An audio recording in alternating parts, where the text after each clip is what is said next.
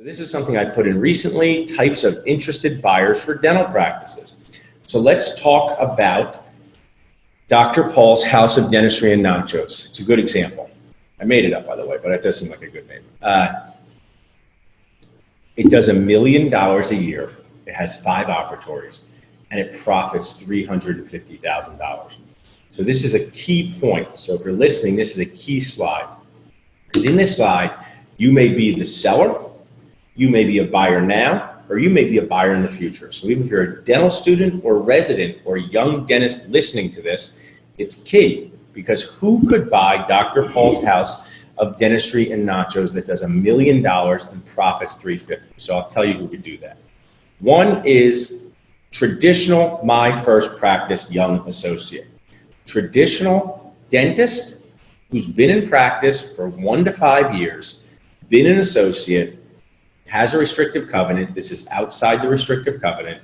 This young associate meets me. I'm going to sell my practice. Says, hey, Dr. Paul, I like this practice. I'm going to go to a bank. I'm going to get financing. I'm going to get a lawyer. I'm getting an accountant. And I am going to offer you, let's just keep this thread going, $1 million practice, profits $350,000. I'm listing it for $800,000. I'd be happy with anything over $650,000. You're not happy, I would be acceptable, like clinically acceptable. So this nice young buyer, Dr. Guac, puts in an LOI, letter of intent, which we'll talk about, for $725,000. Okay, $725,000. Based on his financing, based on his decision, he puts in that LOI. That's one choice there. Okay, so next, who's a buyer? A small group run by general dentist. So I can talk about that because I'm a small group run by general dentist. So now my brother and I, Jeff, are 2 owners. We have 3 associates. We have 2 locations. We're a small group run by general dentists. So we go to a bank because we don't just have this giant pile of money like Scrooge McDuck from DuckTales, one of my favorite shows growing up. We go to a bank. We offer $725,000. So just keep in line with it. We offer the same $725,000. Next slide is going to tell us more about stuff. How about a large group run by general dentists? There could be 3 or 4 dentists with 7 or 8 locations. They're probably also going to offer $725,000, maybe a little bit more. Okay, maybe they're a big group. Maybe their group does $7 million a year. Maybe their group profits enough money where they can use some of their own money to buy this practice. They may not. A large group. And then finally, a corporate or a DSO group. So like I said, if you're listening, just hold some questions to the end. I'll stick around to answer them. So these are the 4 types of buyers for Dr. Paul's House of Dentistry and Nachos. Traditional My First Practice young associate, small group run by general dentist, large group run by general dentist, and a corporate or DSO group.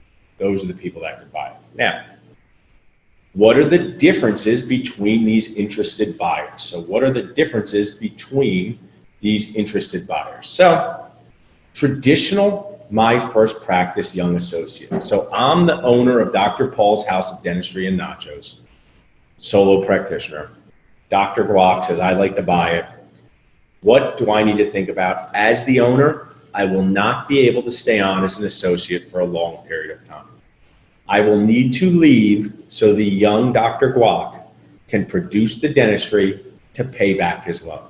So if I'm an owner who's looking to go to Florida and play golf, go to Arizona, sit by the pool, sounds very relaxing. That might be great for me. Oh, great, Dr. Guac, I'll take the $725, I'll stay for 6 months, I'll stay for a day or 2 a week, let you know everything goes, and then see you later, I'm gone. That may be what I want. But if I want to stay on in my practice in a meaningful way, so if you're listening, this is critical. If you want to stay on in your practice in a meaningful way, and you are a solo practitioner, meaningful way means 2 to 3 days a week or more, making a significant associate salary, you cannot sell your practice to My First Practice young associate. That person is looking to replace you, not because you're a failure, that was from the beginning. That person is looking to replace you, so the owner will need to leave soonest. Okay, then we'll talk about our next type of buyer. A small group run by general dentists. So let's say this is Paul and Jeff Goodman, or small group run by general dentists, and we're looking at a practice like this. Now we will be asking the owner to stay. We'll be saying, we will buy your practice, but we're already busy running 2 other dental circuses where the animals, they're not trying to eat us, just slowly annoy us to death. But they will buy this practice, but we are going to require you to stay. We want you to stay working 4 days a week. We'll pay the $725, and you can work and you can produce $600,000 a year, and we'll pay you $200,000 a year. To some owners, that's awesome. They get to sell their practice and stay and work for a year period of time and longer possibly, but they may be required to do that, or likely will. Move my face down here. Large group run by general dentists, owner likely required to stay as a period of time, because these large groups are looking to buy these as investments. They're investing in the dentist and the practice. They're not going to bring in a new dental associate 1 year out of school or residency to replace a seasoned dental owner. So as we move down through this decision tree, traditional My First Practice, owner will need to leave soonish. Small group run by general dentist. Large group run by general dentist, owner will likely be required to stay. And then finally, we have the corporate or DSO group. The owner will be required mandatory stay on for 2 to 3 years. So a corporate or DSO group will buy a practice and say to the owner, we need you to stay as a condition of buying this practice for usually 3 years plus. In that regard, if this is Paul, Dr. Paul's House of Dentistry of Nachos. I have $1 million practice with 5 operatories. Owner's required to stay. I'm requiring, the DSO says, I don't know, Queso DSO says, hey, Paul, we're going to buy your practice for fill in the blank. I'm going to talk about that in a minute. Buy your practice for fill in the blank, but you must sign an employment contract to stay for 3 years. How does that sound to you? So let's go back here.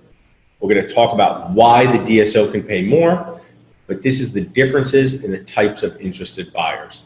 I do this all the time. I love doing it. I love helping dentists. I have this conversation with the potential sellers, whether they list with me or not, as here are the types of buyers that are going to come and offer you money for your practice.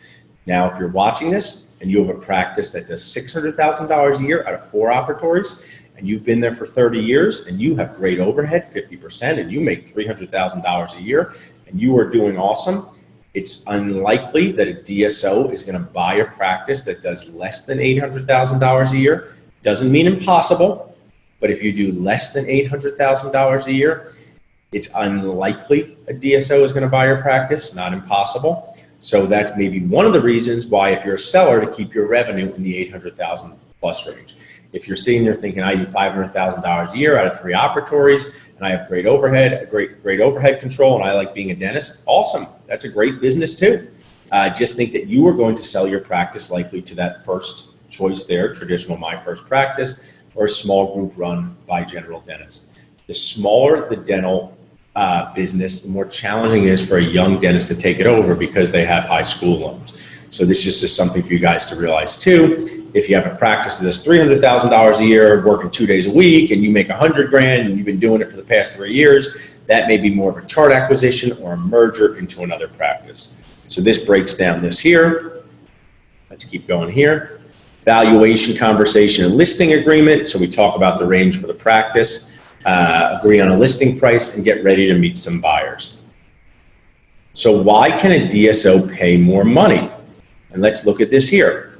Traditional My First Practice young associate needs bank financing, and there's a limit to total dollars. So getting back to the $1 million practice, let's say a bank will lend a young dentist $800,000. Now they need some working capital, so let's say they offer $730,000 and they keep $70,000. Small group run by general dentists, pretty much the same. And actually, maybe this is an interesting thing for you to learn. I learned this a lot from Rob Montgomery. After my brother and I purchased a few practices, banks stopped wanting to lend us money because we're getting stretched thin. We're just guys owning practices. So it's not like banks keep lending you money after 3 to 4 practices. That's where private equity comes into play. A large group run by general dentist, likely but may not need bank financing. Maybe they do have the money to buy it straight out. And then we have the corporate or DSO group.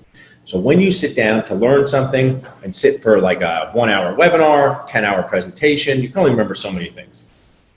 One of the take-home nachos is why can a DSO pay more?